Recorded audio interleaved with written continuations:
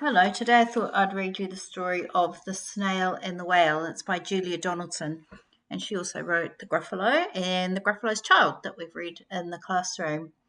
Now, today, it's quite a long story, and I've only been doing short stories, so today I decided to teach myself how to do a longer story on the video for you.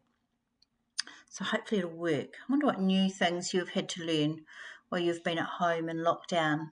You might have learnt some new things to do on the computer that we'll be able to do in class as well. So our story today is The Snail and the Whale. And I can see here's the big snail, the big whale, isn't it, in the ocean. And there's a bird, a parrot. And this bird up here is called a toucan, if you can see that. The Snail and the Whale. I hope you can see it. This is this tale of a tiny snail and a great big grey-blue humpback whale. This is a rock as black as soot.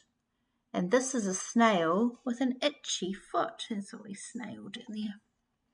The sea snail slithered all over the rock and gazed at the sea and the ships in the dock. And as she gazed, she sniffed and sighed. The sea is deep and the world is wide. How I long to sail, said the tiny snail. Do you know what a dock is? A dock is where all the ships tie up together. So if you've ever been to somewhere like Littleton, that's a dock where they tie all the ships up. Put all the ships together so people can get on and off them. These are the other snails in the flock who all got stuck tight to the smooth black rock and said to the snail with the itchy foot, "Be quiet, don't wriggle, stay still, stay put." But the tiny sea snail sniffed and sighed, then cried, "I've got it, I'll hitch a ride." This is the trail of the tiny snail, a silvery trail that looped and curled and said, "Ride wanted around the world."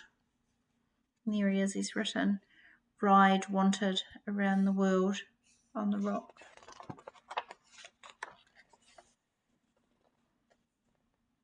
This is the whale who came one night, and when the tide was high and the stars were bright, a humpback whale immensely long, who sang to the snail a wonderful song of shimmering ice and coral caves and shooting stars and enormous waves. And this is the tale of the humpback whale. He held it out of the starlit sea and said to the snail, "Come sail with me." A humpback whale, immensely long. That means he's really long. Immense usually means something really big. This is the sea, so wild and free, that carried the whale and the snail on his tail to towering icebergs off far off lands. So towering means something's really tall. With fiery mountains and golden sands.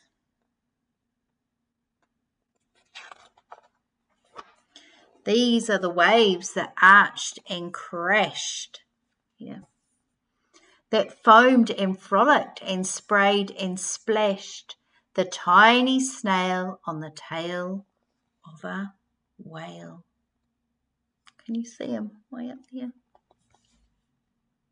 These are the caves beneath the waves, where colourful fish with feathery fins and sharks with hideous toothy grins swam past the whale and the snail on his tail.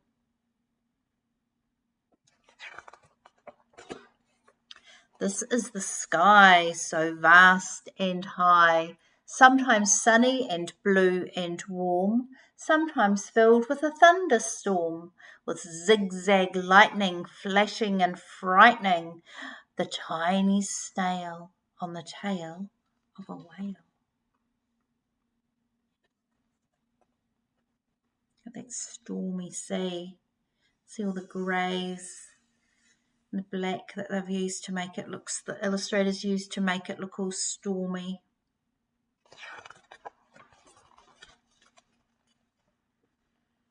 And she gazed at the sky and the sea and the land and the waves and the caves and the golden sand. She gazed and gazed, amazed by it all, and she said to the whale, I feel so small.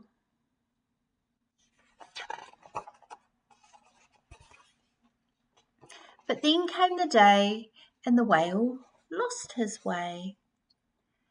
These are the speedboats running a race, zigging and zooming all over the place, upsetting the whale with their ear-splitting roar, making him swim too close to the shore. Look at that. Ear-splitting means it's really loud. This is the tide slipping away.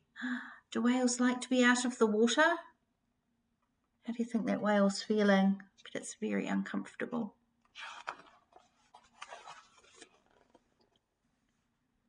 And this is the whale lying beached in a bay. Quick, off the sand, back to sea, cried the snail.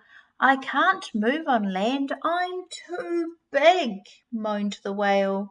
The whale felt helpless and terribly small. Then, I've got it, she cried, and started to crawl. I must not fail, said the tiny snail.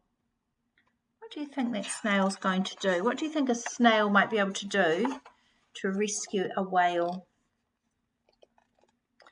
This is the bell on the school in the bay, ringing the children in from their play.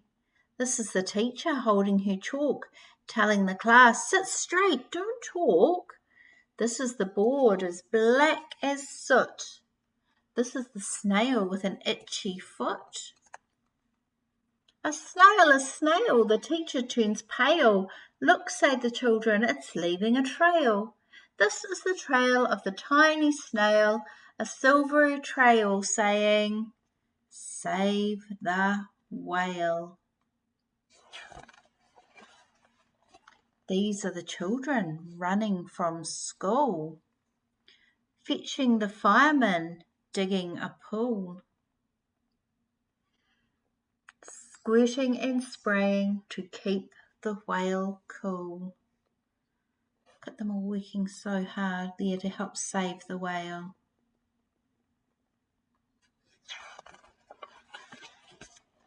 This is the tide coming into the bay.